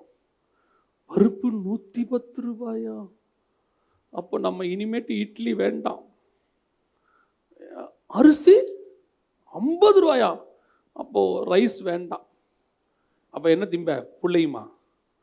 புள்ளையும் இலையுமா திம்பிங்க? காலங்காத்தால் நீங்களும் பிள்ளைங்களை எழுந்திரிச்சு நீங்கள் இந்த பக்கம் மேய்ஞ்சிக்கிட்டே வாங்க, நான் அந்த பக்கம் மேய்ஞ்சிக்கிட்டே வரேன். ஆந்தவே என்ட்ரன்ஸில் ஒரு குழாய் இருக்குது, தண்ணி குடிச்சிட்டு வீட்டுக்கு போயிடுவோண்ணா. அரிசி 50 ரூபாய்னா 55 ரூபாயான விலை வைக்கிறவன் மனுஷன். கர்த்தரை பொறுத்த வரைக்கும் அந்த அரிசியை கர்த்தர் நமக்கு தருவார், அவ்வளோதான். ஒன்று கொண்டாந்து கொடுப்பாரு, இல்லை வாங்கிறதுக்கு கரங்களை பலப்படுத்துவார். ஒரு நாளும் நீதிமானின் சந்ததி அப்பத்துக்கு இறைஞ்சினதை நான் பார்த்ததில்லை என்று வசனம் சொல்லுகிறேன். அல்லேலூயா. நீங்கள் எதையை பற்றியுமே கவலைப்படாதீங்க. விலை ஏறினா ஏறிட்டு போகுது, ஏறட்டும், நல்லா ஏறட்டும். யார் சொன்னா ஏற வேண்டாம்? அவங்க தானே ஏற்றுறாங்க, நம்ம ஏற்றலையே. நம்ம குறையணும் தான் ஜெபம் பண்ணுறோம். விலை ஏறட்டும், ஏற்றினாலும் கர்த்தர் வாங்க வைப்பார். என்ன விலை ஏறினாலும் நம்ம என்ன குறைச்சிட்டோமா? யோசித்து பாருங்கள். முந்தை விட இப்போ நம்ம நல்ல குண்டாக தான் மாறி இருக்கோம். நம்ம அந்த அளவுக்கு தான் இருக்கோம். எதையுமே நம்ம நிறுத்துகிறோமா சொல்லுங்கள்? ஆனால் நம்மளும் கவலையோடு சாப்பிட்டுக்கிட்டு தான் இருக்கோம். ஆனால் சிக்கன் விலை ஏறி போச்சு, நீங்கள் எதுக்கும் வாங்கிட்டு வாங்க, பார்த்துப்போம், கர்த்தர் பார்த்துக்கொள்வார். அதனால் நம்ம குறைச்சிட்டோமா? அதெல்லாம் ஒன்றும் குறையாது. கர்த்தர் நம்ம பட்சத்தில் இருக்கிறார். இல்லையா? நம்மளாம் பார்த்து முடியலன்னு நிறுத்துகிறோம். என்றைக்காவது நம்ம நிறுத்தி இருக்கிறோமா? இல்லை, போதும், வேண்டாம், நம்ம இதை எடுத்து வச்சு நாளைக்கு சாப்பிடுவோம், இன்றைக்கி இருக்காது, அப்படிலாம் இல்லை. கர்த்தர் திருப்தியாய் நம்மளை சாப்பிட வைத்திருக்கிறார். வருகிற வருஷம் இன்னும் நல்லா சாப்பிட வைப்பார் நம்மளை. அல்லேலூயா. போதும் என்ற மனதனுடைய தெய்வ பக்தியை மிகுந்த ஆதாயம். கர்த்தர் அந்த அளவுக்கு நம்மளை கொண்டு போயிடுவார். அல்லேலூயா. மூன்றாவது ஆண்டவர் செய்ய போகிற இன்னொரு காரியம் என்ன? வாசியுங்கள், 32வது வசனத்தை வாசியுங்கள். யாத்ராகமம் 12:32.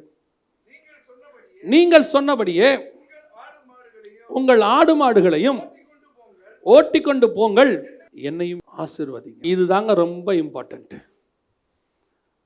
பார்வோன் ஓட்டிட்டு போங்க. இப்போ அவன் வாழ்க்கையில் என்ன நடந்திருக்குன்னா, அவன் வீட்டில் ஒரு பிள்ளை செத்து போயிருக்கு, மிருக ஜீவனெல்லாம் செத்து போச்சு. ஏற்கனவே அவங்க ஊர்லேயே பொருளாதார வீழ்ச்சி ஆயிடுச்சு. ஏன்னா எல்லாமே 10 வாதை நடந்துருச்சு. ஒரு வாதைக்கே நம்ம தாங்கலை, ஒரு கொள்ளை நோய்க்கே நமக்கு என்ன ஆக முடியல, பொருளாதார வீழ்ச்சி அப்படி ஆயிடுச்சு இப்படி ஆயிடுச்சுன்றோம். எகிப்தில் எத்தனை வாதை? 10 வாதை. எவ்வளவு பிரச்சனை வந்திருக்கும் யோசித்து பாருங்க. ஊரே தண்ணியே நாரி போச்சு, மொத்த தண்ணியும் கெட்டு போச்சு. இனி தண்ணி இல்லை, தேசம் 3 நாள் இருளில் கிடக்கு. ஒரு பக்கம் தூசி, ஒரு பக்கம் தவளை. இவ்வளவும் பிரச்சனைக்கு ஒரு நாடே, ஒரு வல்லரசு நாடு அமெரிக்காவும் யூகேவும் இன்னைக்கு எப்படி கதிகலங்கி நிற்கிதோ, இந்த மாதிரி 10 மடங்கு கதிகலங்கி நிற்கிது எகிப்து. ஏன்னா இவங்களுக்குலாம் ஒரு வாதை தான். எகிப்தில் எத்தனை? 10 வாதை. 10 வாதையிலையும் வல்லரசு கத்தி கலங்கி நிற்கிது. என்ன பண்ணுறதுன்னு தெரில.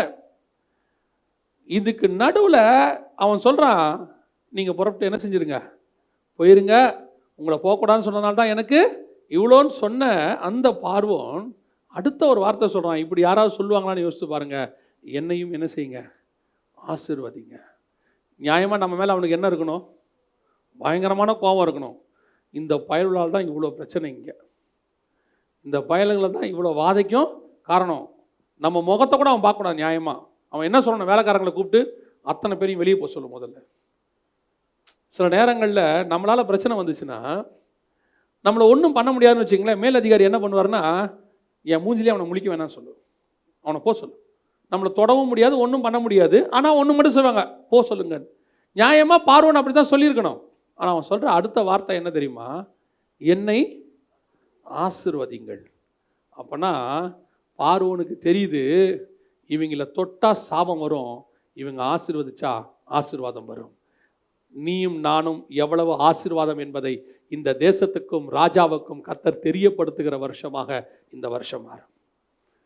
இத்தனை வருஷம் நம்மளை போட்டு அடிச்சாங்கல்ல, சபை இடிக்கப்பட்டதில்ல, சபையை நொறுக்குனாங்கல்ல, கிறிஸ்தவனை கண்டா இலக்காரமாக இருந்துச்சுல்ல. இன்னைக்கு ஆண்டவர் சொல்றாரு, அவன் கூப்பிட்டு நம்மளை என்ன செய்ய போறான்? என்ன ஆசீர்வதிங்க அப்படின்னு கேட்குற காலம். யார? இத்தனை ஆண்டு காலம் அந்த பஸ்கா ஆட்டுக்குட்டிக்குள்ள பாதுகாக்கப்பட்டவங்களை. சில இஸ்ரவேலர்கள் இருந்திருப்பாங்க. அவங்க எப்படி இருந்திருப்பாங்க? எகிப்தியரோட கூட சேர்ந்துக்கிட்டு, அது யூஷுவல் தானே. ஒரு பெரிய வல்லரசு இருந்தால் அங்கேயும் என்ன பண்ணுவாங்க, கொஞ்சம் பேர் போய் ஒட்டிக்கொள்வாங்க. ஒரு கூட்டம், பெரிய திரளான கூட்டம் எங்கே இருந்துச்சு? மோசே கூட இருந்துச்சு. ஒரு சிலர் பார்வோன் கூட இருந்திருக்கலாம். நான் இந்த இஸ்ரவேல் இல்லைங்க, நான் எப்பவுமே எகிப்தியர்களுக்கு உண்மையுள்ள யாரு? இஸ்ரவேலர்கள் அப்படின்னு சொல்கிறவங்க இருந்திருப்பாங்க. அவங்களுக்கு இந்த மேன்மை வராது. கிறிஸ்தவங்கள்லையே ஊழியக்காரங்களே கொஞ்சம் பேர் உலகத்தோடு கூட சேர்ந்துக்கிட்டு, உலகத்தின் ராஜாக்களோடு கூட சேர்ந்துக்கிட்டு அவங்க மத்தியில் போயிட்டு என்ன செஞ்சாங்க?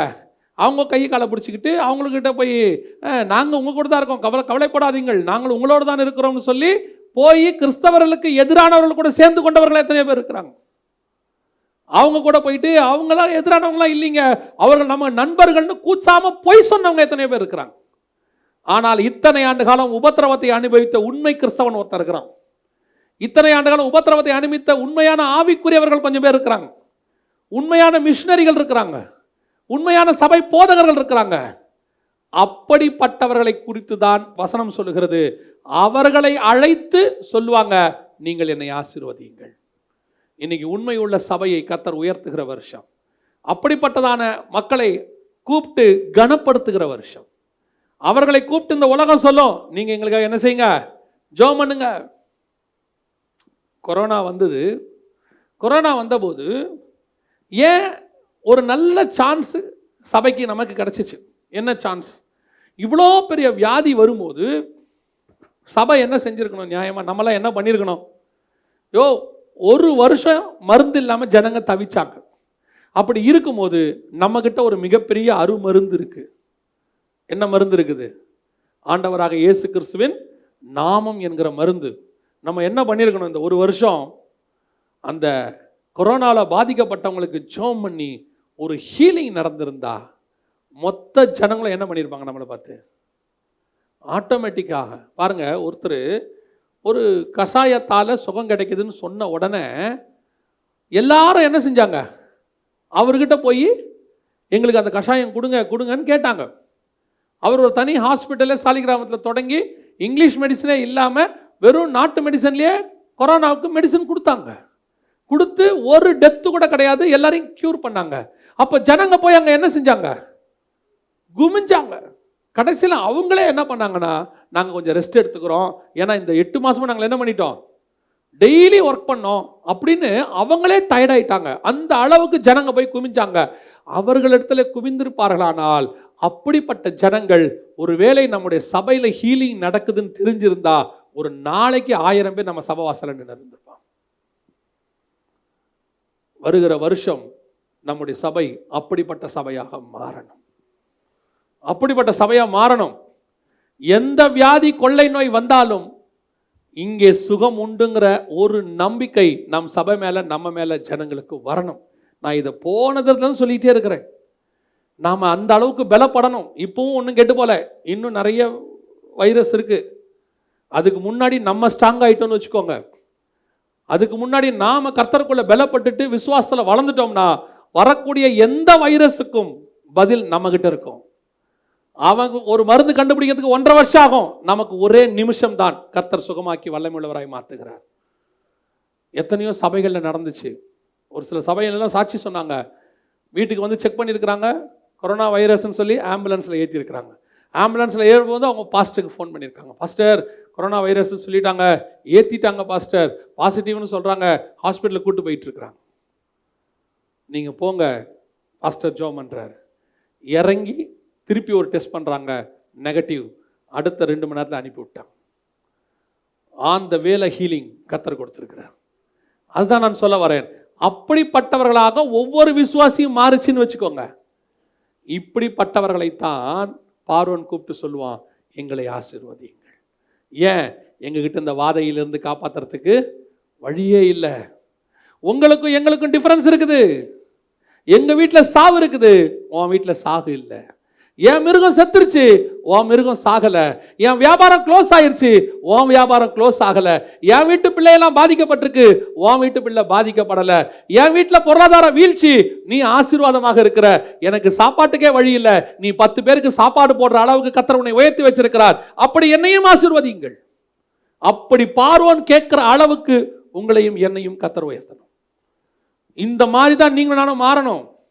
நீங்கள் நானும் எப்படி இருக்கக்கூடாது, ஏதோ விசுவாசத்தில் வாழ்கிறேன் அப்படி சொல்லக்கூடாது. விசுவாசிக்கெல்லாம் இப்போ விசுவாசங்கிறது என்னன்னு கேட்டிங்கன்னா, நான் ஹேண்டிகேப்டுக்குன்னு ஒரு சர்டிஃபிகேட் வச்சுருப்பாங்க, பார்த்துருக்கீங்களா? ஒரு சிலர்லாம் நான் ஊமை, எனக்கு பேச்சு வராது அப்படின்னு ஒரு லெட்டர் வச்சுருப்பாங்க.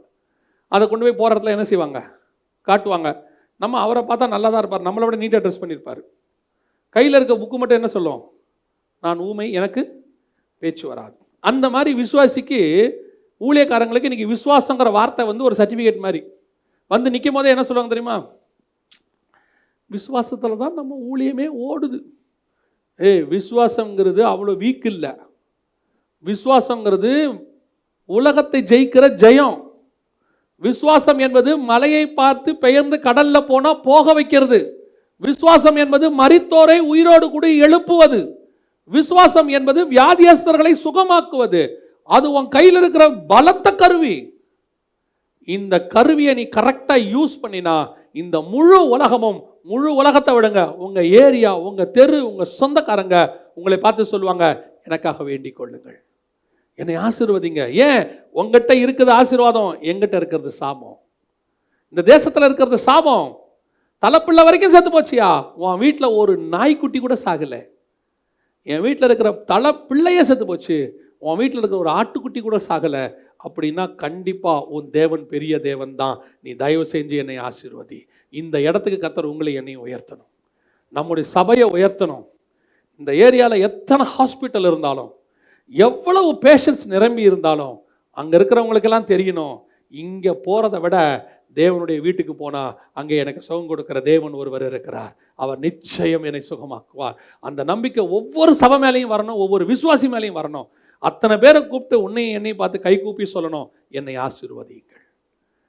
என்ன சொல்லணும்? செத்து போன வீட்டில் இருக்கிறவன் கேட்குறான், என்ன பண்ணு, ஆசீர்வாதம். ஏன்?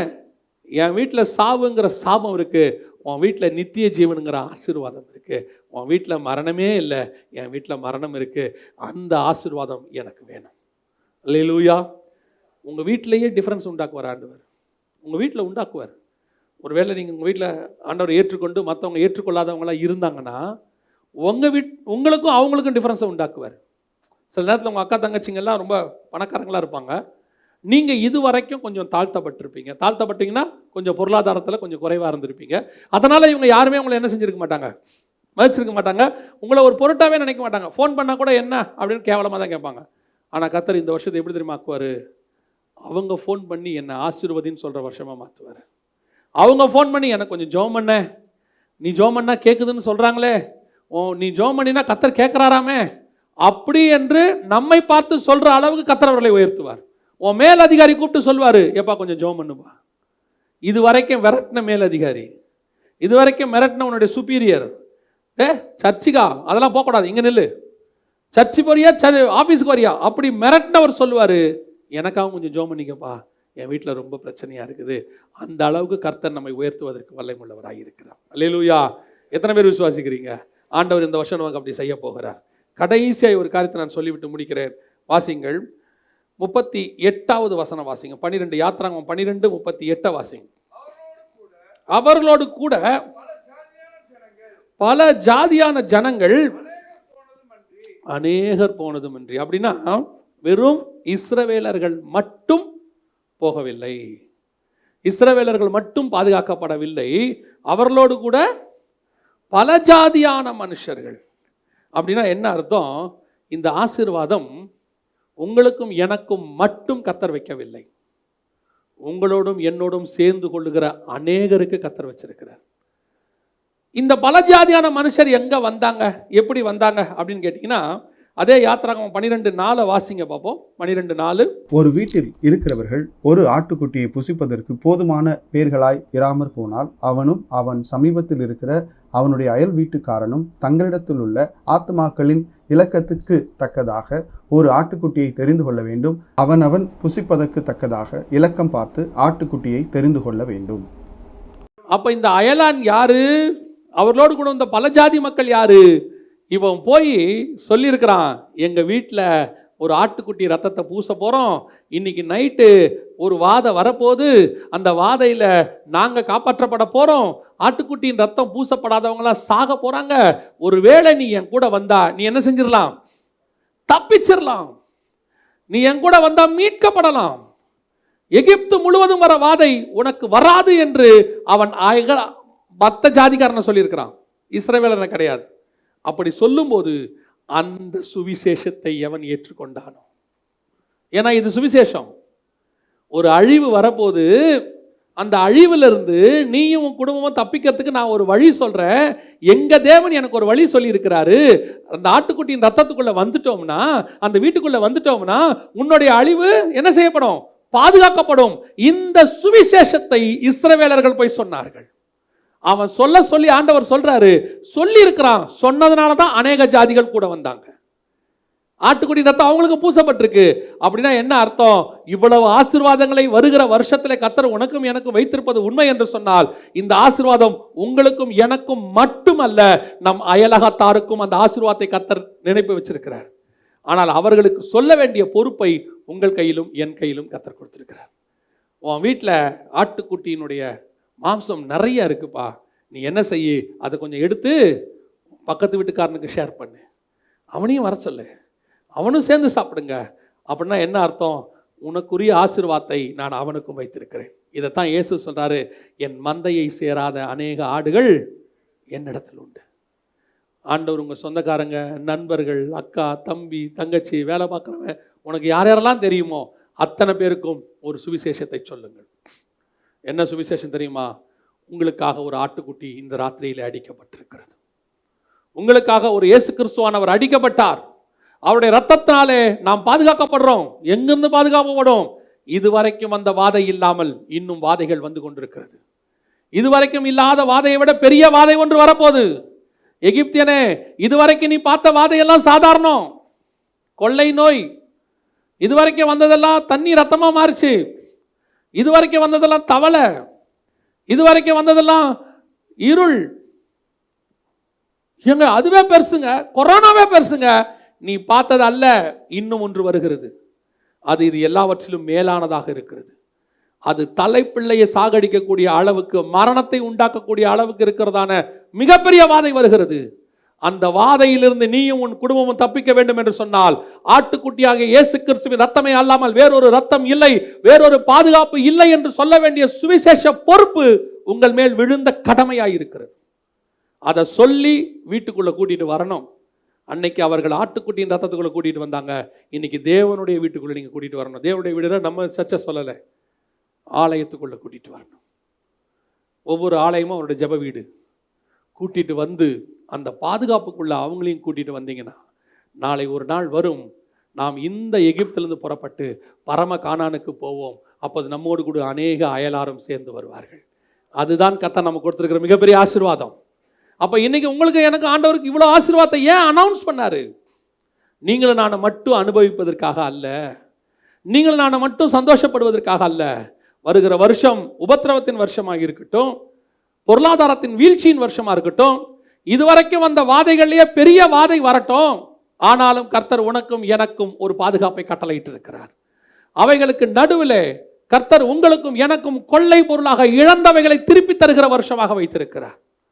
2020 நீங்க என்னென்னலாம் நம்ம நஷ்டப்பட்டோமோ, 430 வருஷம் அவர்கள் என்னென்னலாவற்றையும் அவர்கள் இழந்து போனார்களோ, அவர்களிடந்து சுரண்டப்பட்டதோ, வாங்கப்பட்டதோ, தடுக்கப்பட்டதோ, ஏமாற்றப்பட்டார்களோ, திருடப்பட்டதோ, எல்லாவற்றையும் திருப்பி தரப்போகிறார் ஆண்டவர்.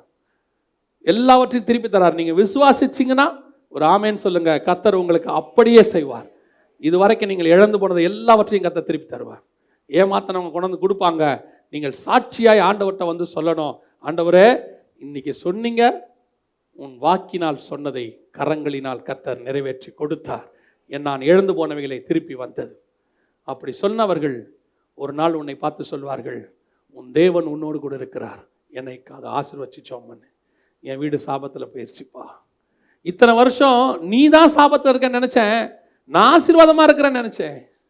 இத்தனை வருஷம் நான் ஒரு வல்லரசா இருந்தேன், இத்தனை வருஷம் நான் ஒரு கோடீஸ்வரனா இருந்தேன், என் பார்வைக்கு நீ ஒரு அடிமை மாதிரி இருந்த. ஆனா இன்னைக்கு தான் உண்மை புரியுது, நான் உண்மையிலே நான் தான் தரித்திரன், நீ ஆவிக்குரிய வாழ்க்கையில கோடீஸ்வரன், உன் தேவனாகிய கர்த்தர் உன்னோடு கூட இருக்கிறார். என் வீட்டில் மரணம், உன் வீட்டில் ஆசீர்வாதம், உன் வீட்டில் ஜீவன். தயவு செய்து நீ என்ன செய்ய, ஆசீர்வதிச்சு ஜெபம் பண்ணு அப்படின்னு சொல்ற காலம் வரும். கடைசியாக நீ சம்பாதிக்கிற ஆத்துமாக்களை கர்த்தர் உன்னோடு கூட நீ போகிற தேசத்துக்கும் கொண்டு வருவார். இவர்கள் எல்லாம் எந்த சம்பாதிக்கப்பட்டவர்கள்? அந்த ராத்திரியிலே சம்பாதிக்கப்பட்டவர்கள். அந்த ராத்திரியிலே போய் அவன் சொன்ன சுவிசேஷம், இது வரைக்கும் வந்த வாதெல்லாம் வாதம் இல்லைப்பா, இன்னைக்கு நைட்டு மிக மோசமானது வருது. இப்போ இஸ்ரவேலர் இப்படி சொல்லும் போது இது பயமுறுத்துதலா இல்லை அவர்களை மீட்பதா?